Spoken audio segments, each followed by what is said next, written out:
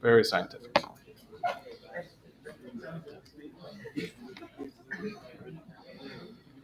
Okay, thank you for your patience. Welcome back to System Software. Hope you all had a good weekend and a good break and everything. So let's get started. Let's continue on talking about functions in SimpleC. So last time we talked about functions a little bit more abstractly. We talked about them as a way to abstract away computation in your software. And they're really one of the most fundamental abstractions you have as a programmer. It allows you to kind of hide the implementation details about whatever you're trying to make. It allows reuse, allows you to use other people's APIs, other people's application programming interfaces. And in this class, we're going to learn how to actually implement them in a programming language. So does anyone have questions from last time about functions in general or how they get compiled to Intel assembly, which I only sort of covered a little bit at the end? Questions about the stack, about types? Anything? Everybody's all good?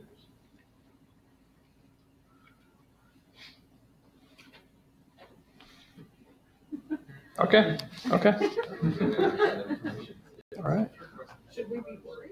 No. I just want to give time for anyone to answer if they have any questions or issues.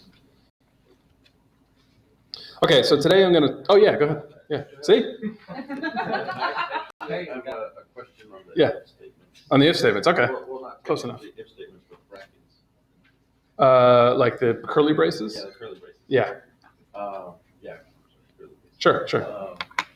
So whenever you have curly braces, and you initialize a variable in our code, is that going to, as soon as the curly braces are done and gone, we're not supposed to have that variable initialized anymore? Not in the version I'm asking you to create.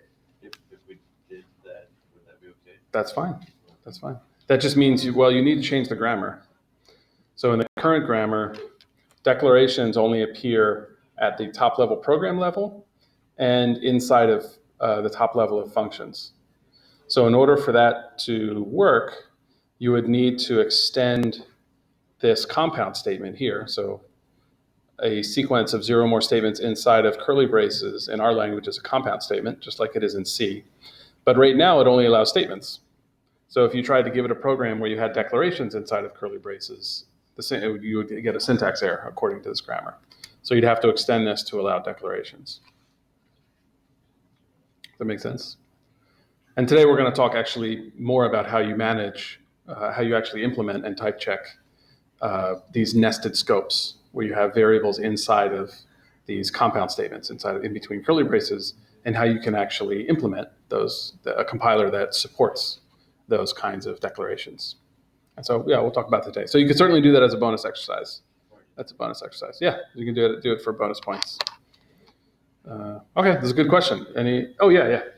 Since program is declaration followed by functions followed by statements, Uh-huh. Does that mean that declaration would be global variables? That's right. That's exactly right. Again, good questions, because this is previewing exactly what I'm talking about today. So yes, they're going to be global variables. And then there would also just be statements that can operate outside of any function?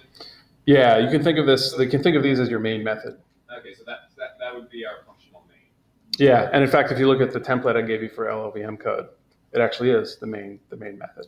Okay. So main is like, it's not just a C thing. Well, actually, it is a C thing, but it's so inextricably linked to the Unix programming environment that main is just the function that's expected by the C runtime.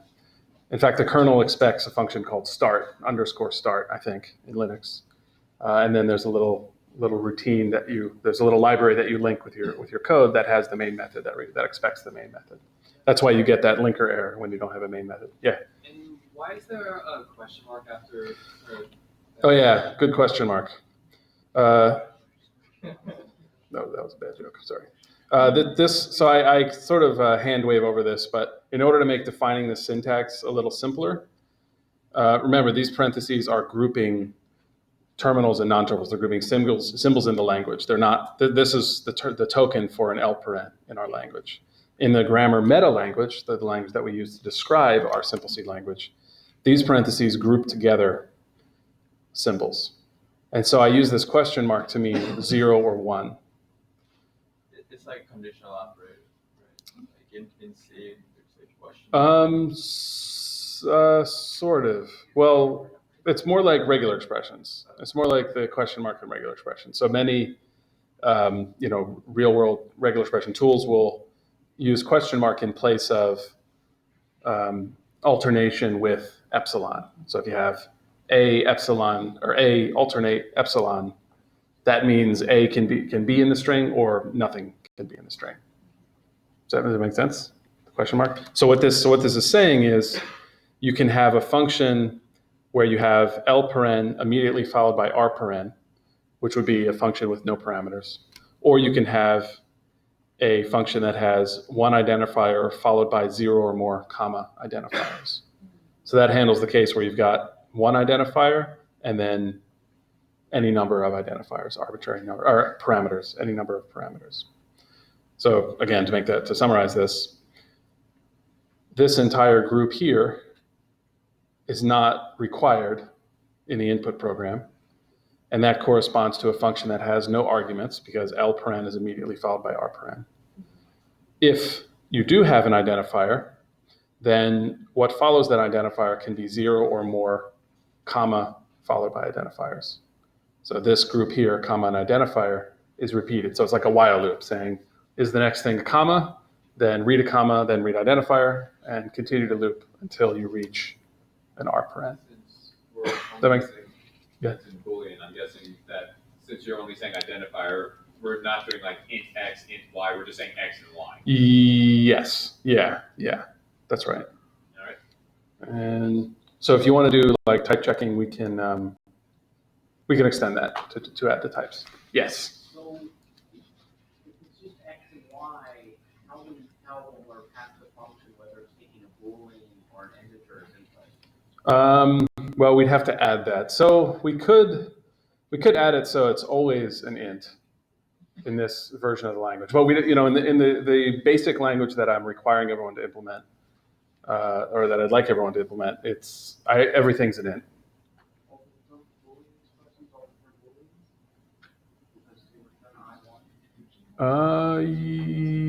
Yeah, that's a good point. I mean, it depends on how you define the language. So we could just say all parameters are ints, and then the type checker would reject passing anything that's a bool to as a function parameter. But if you like, I can just change this to be int, if that's a little more. So who wants to see int here to make it look more like C? Who doesn't want to see that? Okay, I'll change it so it's int. So I'll change it and send an announcement to that. Let me send myself a reminder. That way it'll look even more like C if we do that as well. So maybe that's better.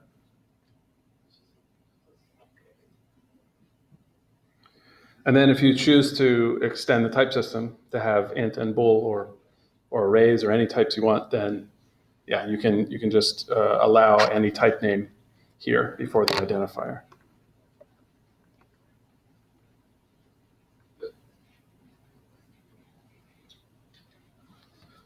Okay, good questions. Other questions? What other questions do you have?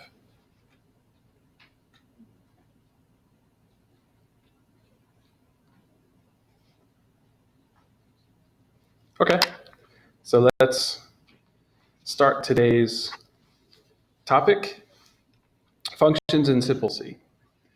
So we already kind of went over this grammar a little bit.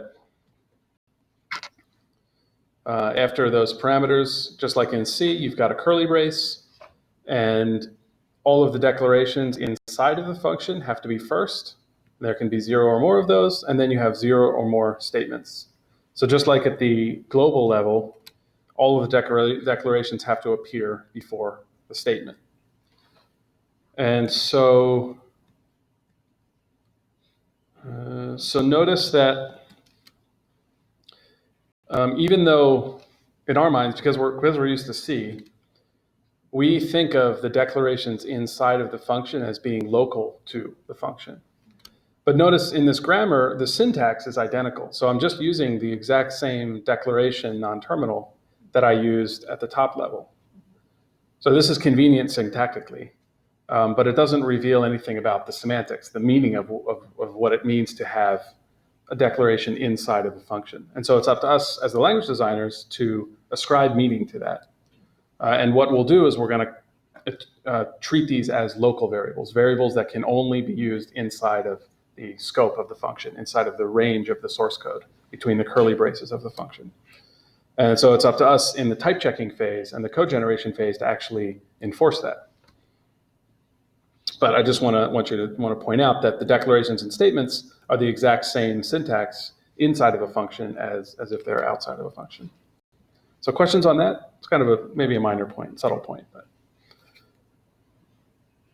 So so the semantics of these functions kind of informally is that functions are unique global symbols, just like variables. So we don't have functions inside of functions. We don't have local functions, although some languages do have this. And functions, of course, like we just talked about, have their own local variables and their own parameters. The parameters are also considered local variables. And function calls return some value wherever they are called inside of an expression. They return some value to that expression. So conceptually, and I kind of talked about this last time, if I've got a function like square here, and square just takes one integer. Oh, I actually put the type name here, so probably better to change the grammar. So it takes one integer and returns an integer, and this is the implementation of it, just returns x times x. So conceptually, we can think of the semantics of a function call as replacing the syntax for a function call. So the syntax for a function call is just an identifier followed by parentheses, an expression, and another close paren. That syntax, we interpret it as conceptually replacing the syntax of this call with the actual contents of the computation of this function. It's almost like replacing it with the body of this function, substituting the actual parameters, like 9, with the formal parameters, x. So in the kind of formal Dragon Book or programming languages world, these parameters, the ones that are going to be filled with some value at runtime, these are the formal parameters, and the parameters that are the concrete values at runtime are the actual parameters. And so if we do this replacement and then continue evaluating the expression, we'll end up with what we expect. You've all programmed in C, so you kind of know what this looks like, but our machine doesn't know what this looks like. It's up to us as a language designer to actually define what this means. And we'll see next time how we actually generate code to effect this function call semantics. And we also enforce that the return type should match its usage inside of this expression. So for the kind of minimum SimpleC, everything is an integer, but if we had multiple types, like in C, where this could be a float or an array, then our type checker would have to enforce that the call site of the function, that type matches its surrounding expression. So if we have a plus, we want to make sure that we're not adding a struct, for instance. We don't want to be adding a struct to an integer. Okay, questions on this? So I think intuitively everybody is pretty familiar with how a function application works. So we're going to have to extend the type checker a little bit now that we have functions, because there's a new kind of symbol in our language that has different syntax and different expectations about its use. But just let's review a little bit of type checking. So does anybody remember at least one benefit of type checking, why we did type checking in the first place? There are lots of reasons, but does anybody want to tell me? Anybody remember? Yeah. The reason why you do type checking is to not wrongly assign different things to different things. Right? Sure, yeah. So if you have Boolean x, you don't want x to be 5 and it's Boolean, you want it to be only true or false. Right, so you want to make sure the operators match the operands. Yeah. You want to make sure that you're not using something that hasn't been declared. Yeah, you want to make sure things that hasn't been declared. Yeah. Well, so because our intermediate language is also typed, and so if we give type errors to that language, then we're not going to be able to compile our program. So kind of this is all kind of related to untrapped errors at runtime.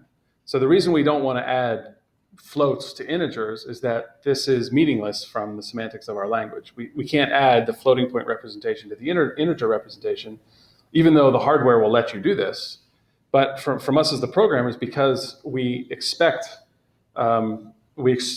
floats to actually operate on floats, we expect floating point arithmetic to actually work in the kind of mathematical sense. We want to make sure none of these kind of subtle errors around around data representation happen at runtime.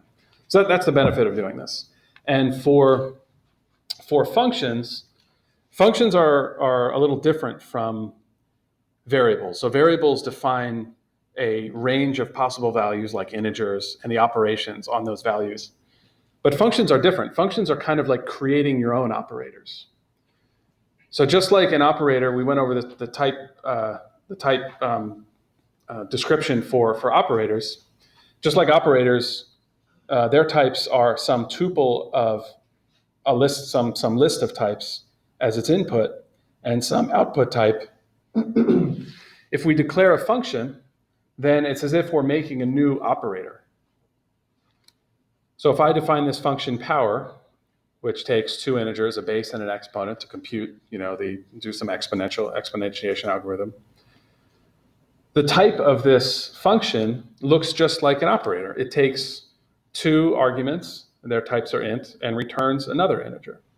So whereas before we had a fixed set of operators built into our language, and we just had sort of axioms that said, okay, if I see the multiplication symbol, then I will just define its type to be int returns int, or if I see the less than sign, I'm going to define its type to be takes two ints, returns a bool. The function abstraction allows the programmer themselves to create their own operators in the language. And the way that works is when they declare it, that we preserve what the type of that operator is. So rather than knowing ahead of time all of the symbols, what their types are going to be, the programmer for themselves can define what a symbol's type should be. Does that make sense? Questions on this? So this is how you go from like a desktop calculator that just has a bunch of built-in operations to a more rich programming language where you can define your own operations in the language. So you could certainly, without functions, you could still program all of the same code you wanted without functions, but you just have to write this code every time you needed to use it. With programming languages, now we sort of move away from what's computable and move to what's more convenient to express for the programmer. Okay, and this is where our symbol table needs to change a little bit. So right now, all we needed to do in our symbol table was keep track of variables and their memory locations, or their LLVM registers that they're associated with. But now our symbols have different kinds, different types. So we just kind of assumed before that all symbols were variable symbols, but now we have a new kind of symbol, a function symbol.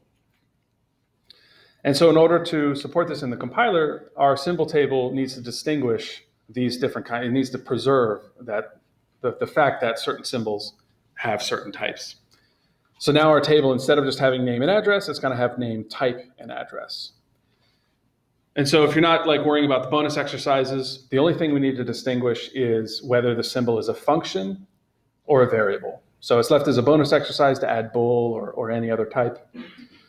But even if we assume everything is an integer, we still need to check to make sure that the number of parameters to the function is the correct type.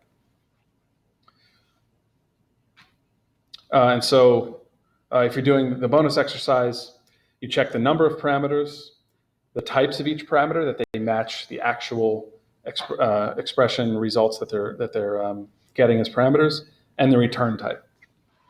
But if you're doing the kind of basic SimpleC, we can assume everything's integer, and you only need to check the number of parameters.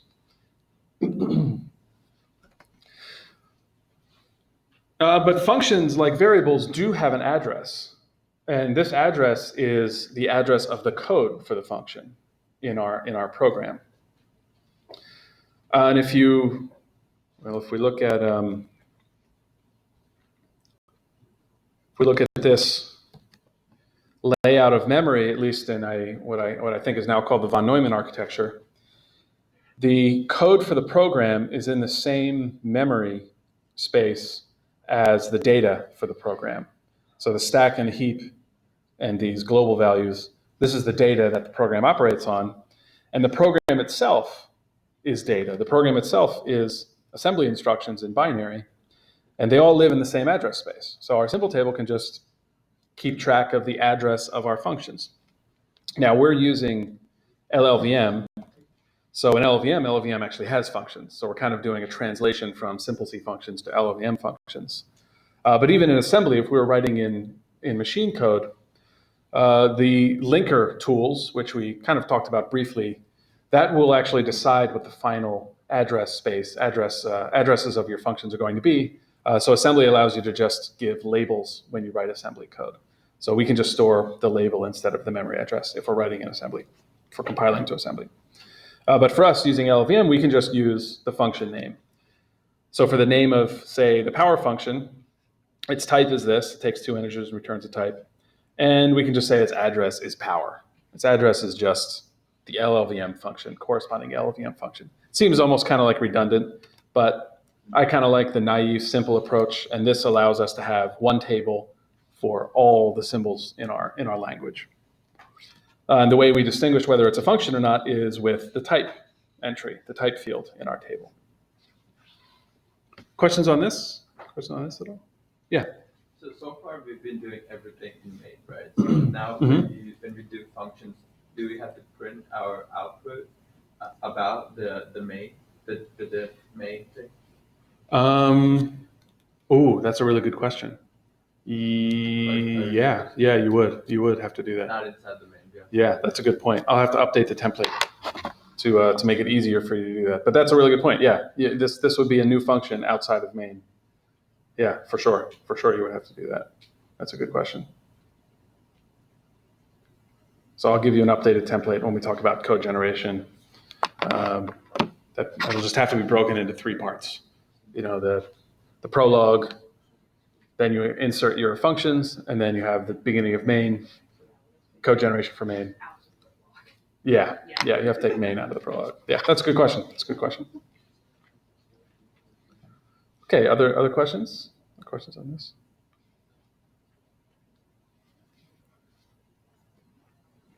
All right, so let's talk about a question we had before about local variables and scoping rules. So static scope, kind of intuitively, is the region of code, the actual text of the code, where some variable or some symbol is valid for use. So in C, you have these nested scopes, where anytime you have new curly braces, like in a while loop, or as I even showed before, you can just put curly braces by themselves, there you have a new static scope. The variables defined within that static scope can only be used between those curly braces. They can't be used outside of it. And any variable name clashes, the local scope kind of wins the variable name clashes. And none of this is, none of these are laws of nature. This is all by design, by some language designer, which I guess seems to make sense for the human mind. But for SimpleC, we only, at a minimum, you only need 2 scopes, local versus global scopes. So the global scope is as you'd expect. It's the top level declarations and the function names themselves. So the function names are part of the global scope. And local scope. And these are the parameters and declarations made inside functions. So as a bonus, feel free to make compound statements, create new scopes. This makes it a little bit trickier to handle the symbol tables, because instead of 2 symbol tables at any one time, you could have an infinitely or an indefinite number of symbol tables at any one time. And so as I mentioned, local scope variables, the semantic, this is just by definition, this is a language design choice. Locally scoped variables, like this int x inside of f, overrides variables in the global scope, or whatever the parent scope is. So if we use x somewhere inside of f, we use this x, not this x. Questions on this? Questions? Yeah. So with that symbol table, could you have like another column for scope? Yes, you certainly, yeah. There are several ways to implement these nested symbol tables. And one of the ways is, you have an extra column that says what scope is this variable defined in. So it like has some type within scope. Yeah, so and you need a way to name the scope. So if you have only functions create scopes, then you can use the symbol table entry for the function as the name of the scope. But if you have these arbitrarily nested scopes, then maybe you can use a nesting depth number to keep track of the scopes. So as we'll see in the example, while you're doing the compilation, you really only need to create these nested scopes or these nested symbol tables on the fly. So once you leave this scope, once you hit the curly brace, you know, because the rule is that those variables are only valid within the curly braces, you no longer need to keep track of those variables anymore. You can just destroy that symbol table or delete those entries in the symbol table. And we'll show an example. I'll show an example of what this looks like. That actually makes things a little bit easier when you're doing it. So you don't have to track every single symbol in the entire program at all times. Actually, that's probably what makes local scopes easier for compilers to deal with. Okay, so the symbol table needs to somehow distinguish, just like your classmate S, needs to somehow distinguish between global variables and local variables. So there's many ways to implement this. If you look inside the Dragon book, they'll go over some of the different ways to implement symbol tables. So one is to, as we just talked about, have an entry in the symbol table that says what scope is this variable in, or what scope is the symbol in. And so is it the global scope? Is it a function scope? And if you have many nested scopes, you have this whole chain of nested scopes. And it's necessary to preserve that information because if, for instance, in this example, if X were not defined inside F, then where would we look to find X, to know whether X is defined or not? Yeah, we check the global scope. We check the next scope up, the next parent scope. So if this were nested like 10 scopes deep, we may have to search each one of these symbol tables to look for the definition of that symbol. This is just kind of the semantics of the language. C works just the same way. If you use a function that's defined in an outer scope, the compiler needs to know where to find information about that. It needs to know its type, it needs to know its memory address. And so for those of you who are going to implement these nested scopes, when you look up a variable name, it's not enough to just look in the symbol table. You need to actually have a recursive procedure that checks each parent scope in sequence until you get a hit, until you get a match for that symbol.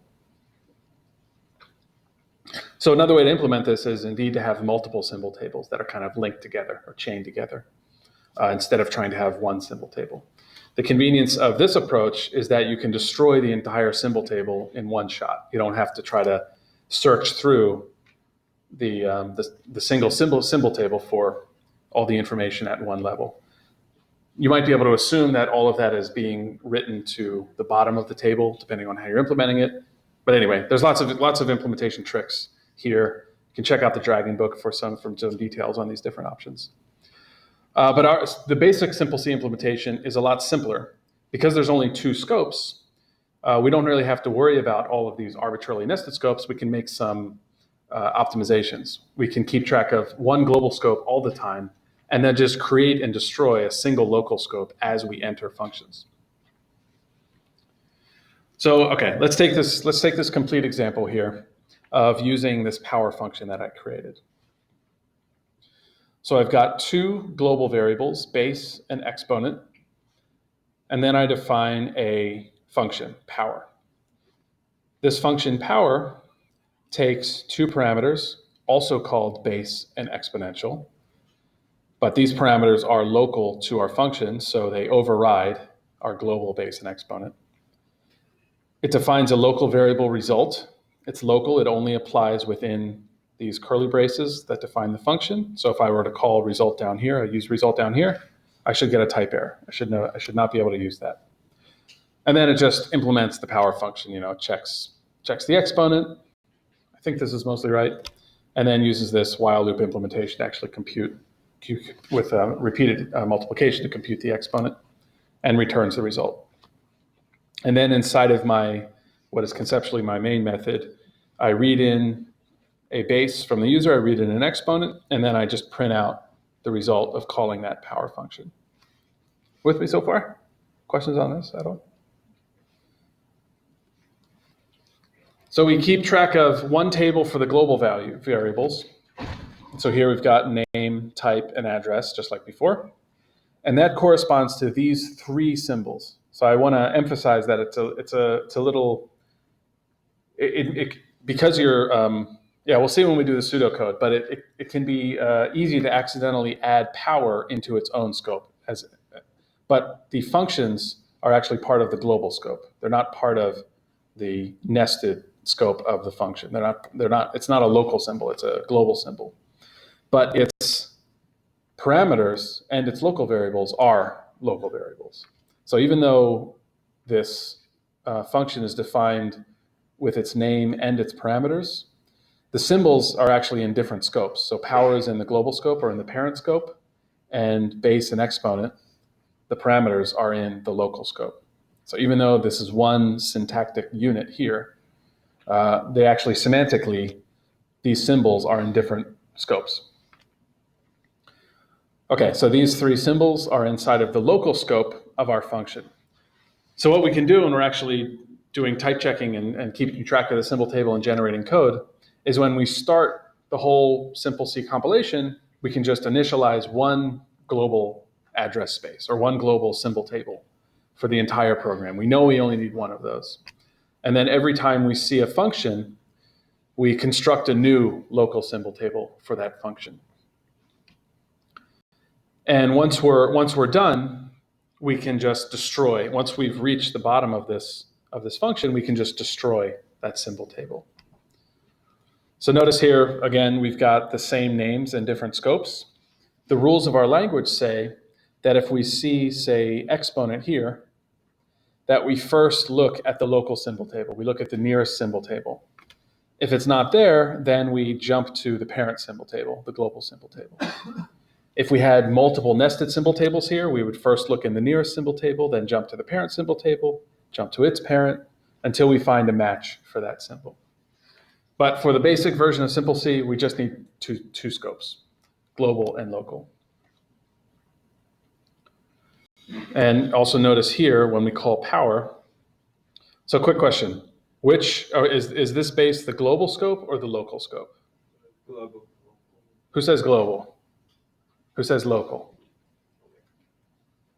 Okay. That one as is? Or What's that? You mean that one as is or where it's going? This base.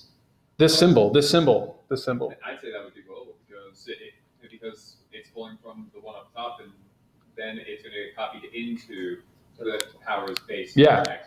Yeah, so this is the difference between the syntax and the semantics of the language. So the semantics of the language is that whatever the value of this base is, will eventually be substituted for this base, or this base will be, rather it's the other way around.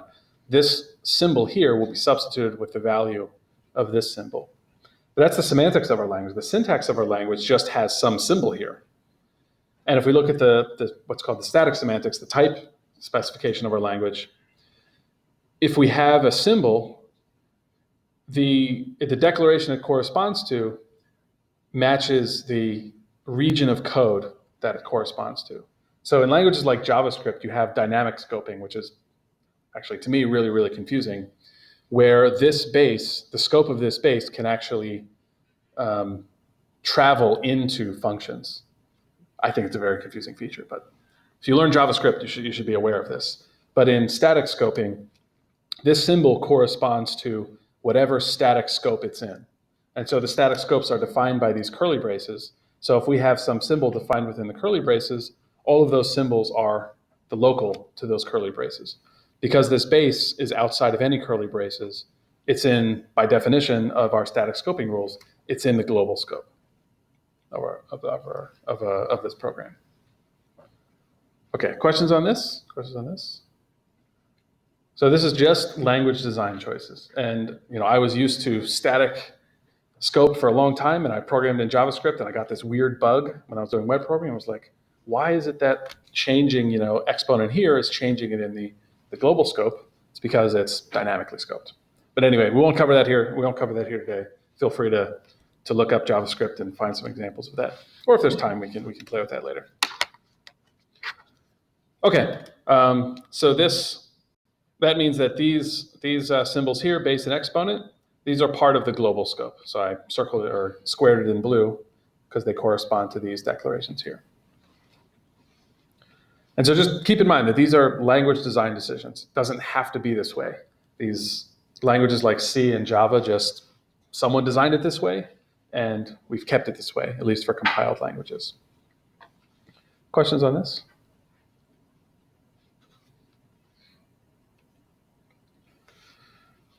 Okay, so the symbol table I showed you here has the actual types of our symbols. But for the simplified version of SimpleC, if we assume that everything is int, if we're taking that approach where everything is int, we really only need to distinguish between variables and functions and keep track of how many parameters functions have. So why would we need to keep track of the number of parameters? If we know everything's an integer, why would we need to keep track of the number of parameters? Because we don't want to do something like call that power function and give it only one thing, because then what happens with the exponent? Right, yeah, so LLVM's type checker will fail on that. If we're writing this in assembly where we're actually building up our stack, so you remember the stack is where, well, registers in the stack is where you pass parameters. So if you don't pass one of the parameters or you pass too many, and that function is expecting a certain amount of parameters, you may get very undefined behavior. You may actually blow away some of your data unexpectedly.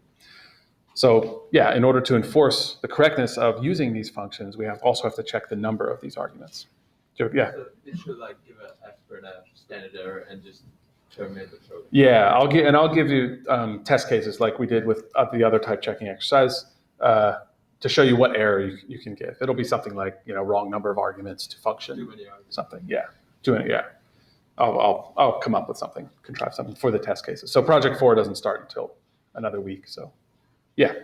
What if we pass in a Boolean when our function is expecting it in?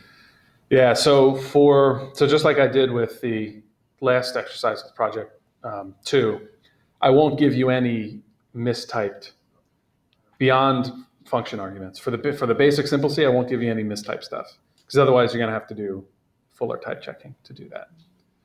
But you can certainly do it as a bonus exercise and get extra credit to do it. Shouldn't be too bad actually to do that. You just have to keep track of. So basically, you have to keep track of symbols like this, and just the only way if you're not allowed to declare things as Boolean, you know that they're Boolean when you use certain operators, like the inequality operators will create a Boolean, and then you just keep track of that when you're evaluating your expression tree, and you'll be able to do that. But I'll let you kind of figure that out yourself. Yeah.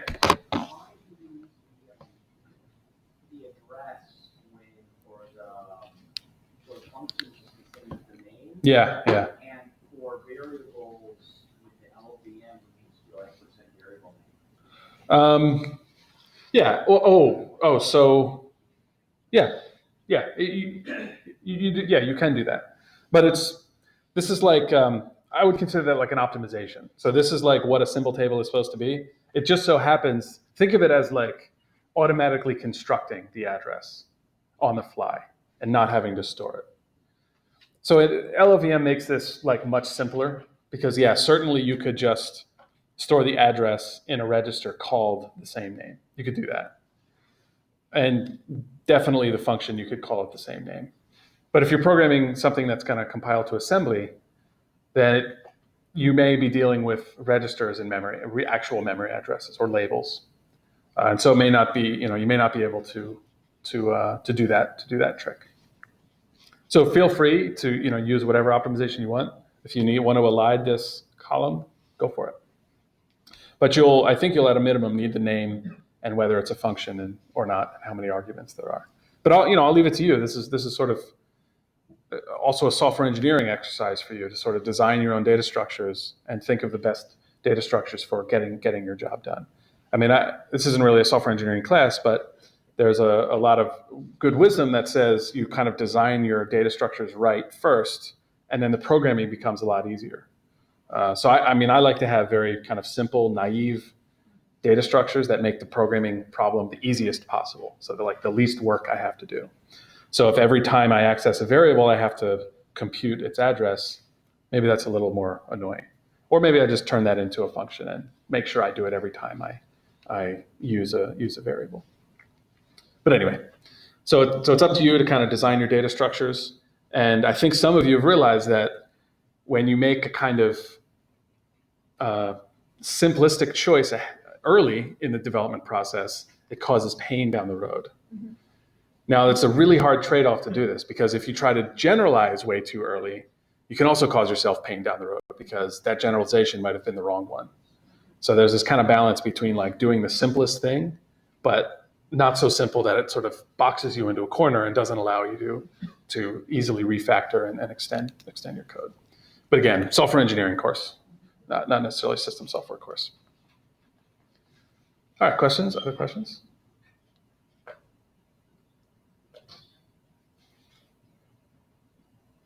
Okay, yeah. So again, for the simplified version of SimpleC, you just need to know whether it's a variable or not and how many arguments are in the function so that you can do the type checking. Okay. So this is a very big slide. Oh yeah, okay. So I kind of covered some of this already. But because variables, because of this semantics of our language where you have these global and local scopes, and variables can have the same name in local scopes, the code generation and the type checking is going to be slightly different when you have these nested scopes. So variable declarations will still add content, add entries to the symbol table, but now you're going to need to distinguish between global and local scope. And if you're doing arbitrarily nested scopes, you're going to need to distinguish between which scope you're currently in. And functions, they are going to be added to the global symbol table. So some languages do allow nested functions. It's kind of the same idea as having local variables. Function parameters, just to reiterate, these are added to the local symbol table where the function itself is added to its parent or the global symbol table.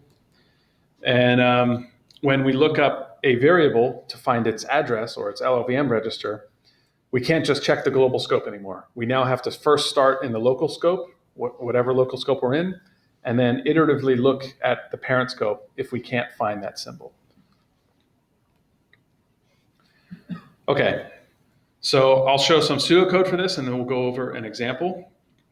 So the main kind of trick here is we track the current scope we're in, the current scope that we're processing in some variable.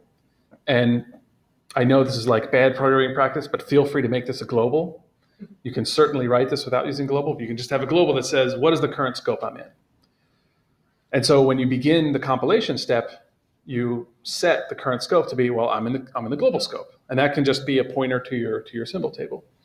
And then whenever you enter a function or even curly braces or some compound statement, if you're doing the bonus exercise, you update that current scope variable. You switch to your new local scope. You create some new symbol table and start populating it with the local variables. But then when you exit that function, we can't just throw away our local scope. We need to restore the global scope that we were in. We need to go back to it because this sort of reflects this nesting curly brace structure that we have in our language. And so again, be sure to add the functions to the global scope, the function names to the global scope, and its parameters to the new local scope that you create. Okay, so here's some fairly long pseudocode for doing type checking and updating the symbol table on the function production. So let me go through this very carefully. So just to kind of refresh your memory on the syntax of a function, I know you all know this intuitively, but looking at at the grammar, it's some type name followed by an identifier, that's the function name. Within parentheses, we have 0 or more arguments, and those are all identifiers, type names followed by identifiers. And then we've got curly braces, and inside the curly braces, we've got any number of declarations and any number of statements. So we're going to kind of focus on how we update the symbol table for the declaration of the function, or the function prototype, you might call it. So here is where we consume the integer token and then get the function name, the identifier token. We consume the parenthesis. And at this point, because we're potentially about to see some parameters, we have to create our local scope so that we can add our parameters to the local scope. So I create a new local scope, and then I have this little logic to check whether there are any parameters. So if the next token is an identifier, then there must be some parameters. I read that identifier in and add it to the local scope. So you'll have to actually add the type potentially and its address and all that other stuff. But just for the type checking part, you need to add that to the local symbol table. And then there's just a little while loop to continuously read commas and the rest of the identifiers, however many identifiers there are. So basically, if there are any parameters, put them all into the local scope. Questions on this? Pretty straightforward, right? Then we've got the close parenthesis for our parameters. We put the function into our current scope, which for the basic version of SimpleC is just always going to be global at this point. But to make this kind of simple in general, we just always add it to whatever the current scope is. And here we update the current scope. So we save the parent scope. We take the current scope and save it into a variable called parent scope. And then we replace the current scope with our local scope. So this is where we've done the switch from global scope to local scope. And now we can just process the declarations and statements just like before. There's no need to have any special treatment of declarations and statements. So all the code you wrote before for handling variables, well, most of it, like you wrote before for handling the variables and declarations and statements and all that syntax and code generation, can almost entirely be reused. This is like the beauty of this context-free style of defining languages. So we just reuse all of the declaration and statement, code generation, and type checking. And finally, a really important step, we update the scope just before we leave the function and restore it to whatever the parent scope was. So for the simple version of SimpleC, this is just going to be the global. It's always going to be the global state. But this is kind of the general way to do nested scopes. It's really just a classic kind of recursion where at each time you see a function, you kind of push the last scope onto a stack. When you create a new local variable inside of a function, it's basically pushing it onto a stack. And then you recursively call any nested functions you have or any nested scopes you have. And each of those will push their scope onto the stack. And as you unravel this recursion, you keep restoring the current scope as you pop back up this recursion. Okay, questions on this?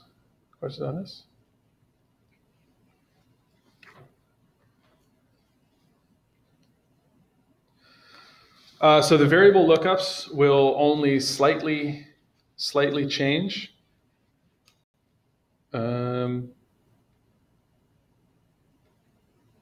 Okay, so I did not make this that clear here, but the way that this will change is you will not just look up in the global scope. There's not going to be a simple symbol table, but you have to look it up in the current scope. And as I mentioned before, although it's not really that clear in the pseudocode, you may have to check the global scope for that variable. So if this lookup fails, then you have to also check the global scope for that variable. Questions on that? That's not super well reflected in the pseudocode, but yeah, go ahead.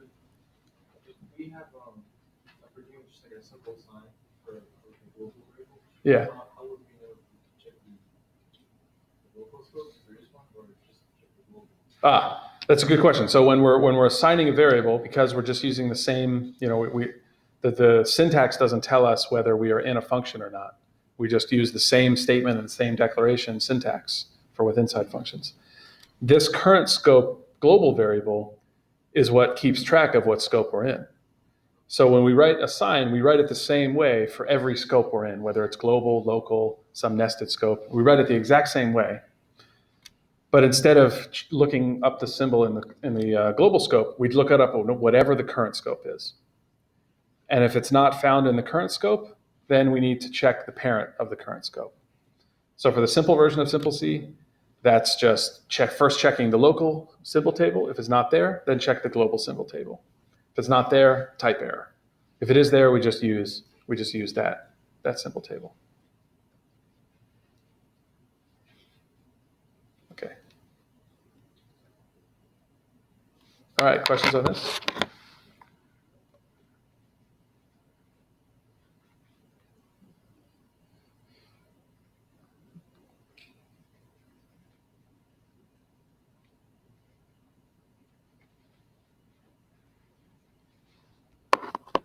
Okay, so let's see this algorithm in action. And I think I actually just noticed some trickiness when we try to generate this code in LLVM. But I'll leave that for next time for code generation. Okay. All right. So I've taken part of this. I guess this is pretty hard to read. So I've kind of edited down this example program where we do the power function. Just for brevity, I've taken out a bunch of the code, so we only have some of the constructs left. We've got one of the top-level declarations. We've got the function declaration with its parameters and local variable, one of the statements inside of the function, and one of the statements in the global, in the main, outside of the function.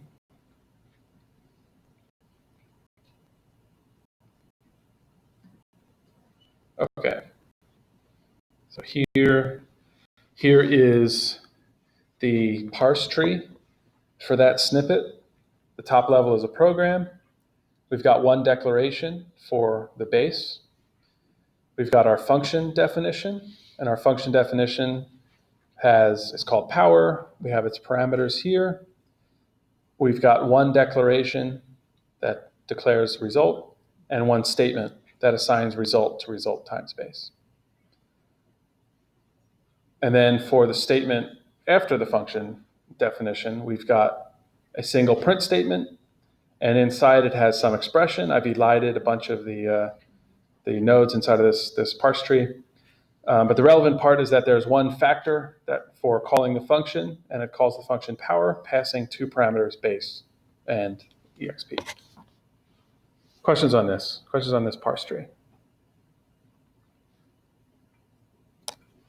All good on the parse tree?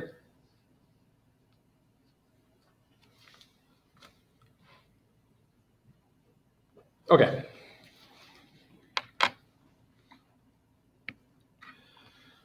So here I've got listed the global variable and its value. So right now it's pointing at the global symbol table. Here I'll start populating all of our symbol tables. So as usual, we process this parse tree in a post-order traversal. And just like before, when we encounter a declaration, we add it to the symbol table. So we add base, and its type is int.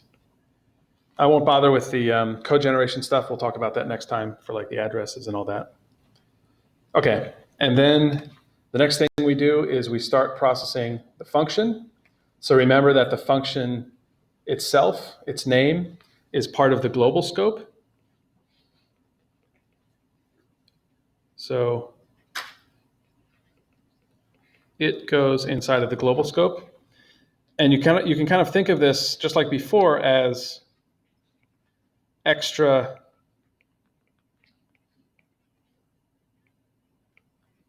nodes on this parse tree that are doing our extra type checking and code generation processing. So here, after we see the name of the function, or actually would not be here. After we see the name and parameters of the function, we now can add it to the symbol table. So that's what I already did here. With me so far? Questions on this? So now we've processed the declaration, we processed the beginning of the function, and now what's the next thing we have to do when we enter a function? What's that? Create a new symbol table, right. So we create a new local symbol table. Let's call the symbol table power.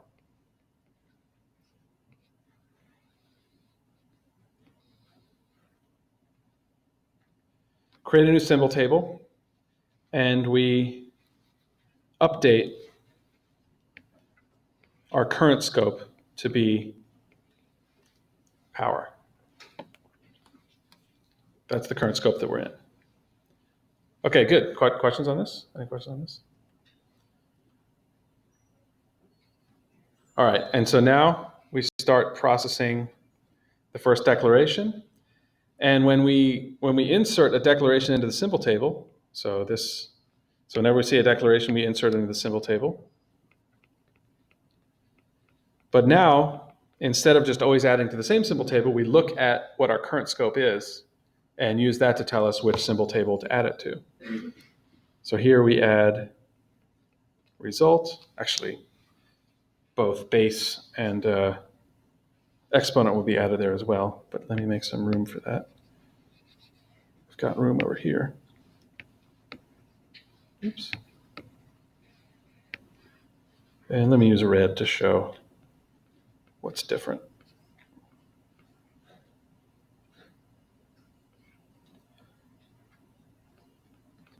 So base and exponent both get added to our symbol table, as well as this new local variable. And we knew to add it to the power symbol table because we updated the current scope when we entered the function. So that's a little bit off the screen, but I think you can get the idea. All right, questions so far? Questions so far on this? And now that we've seen this declaration, we start processing the statement. And so in order to find the addresses of these symbols, where do we look? Well, we look at our current scope. And our current scope says there is both result and base in our current scope. If these weren't there, then we'd have to go and check out our global scope to find these variables. Questions on this? So when we're inside of this statement, we look up in our power symbol table.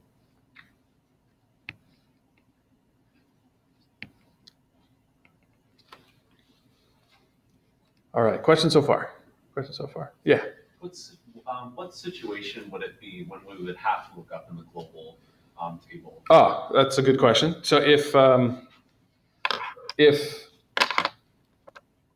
yeah, I guess I didn't actually show an example of this. So it'd be a case where you've got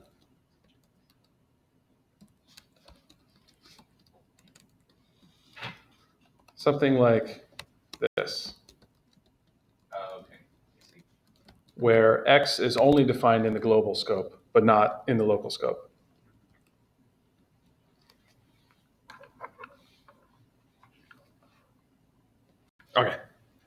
Okay, so once we've finished processing this statement, doing type checking, code generating code for it, we're at the end of the function.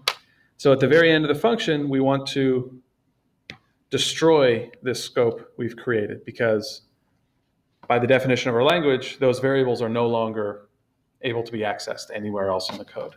So we know that we can destroy our power scope. So we can destroy this table and restore our scope to the global scope.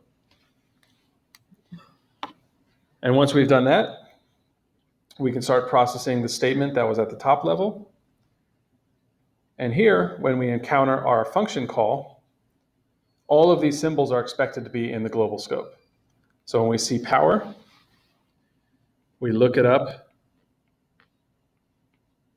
in global, because remember, the function names are defined in the global scope, whereas the function parameters are in its new local scope. But remember, our current scope is now at the global scope. So this base and this AAXP are our global scope entries, not the local from our function. Our function is over at this point. The static region of this function is gone. So this base and this exponent must be part of the global scope. So when we do our lookups for each of these, both of these will also look up in global.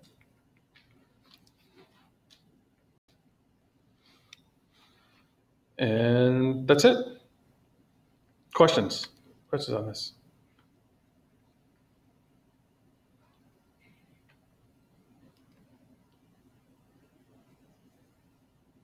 All good? Okay.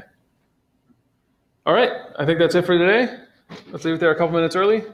So next time we'll actually talk about code generation for this. Have a good night.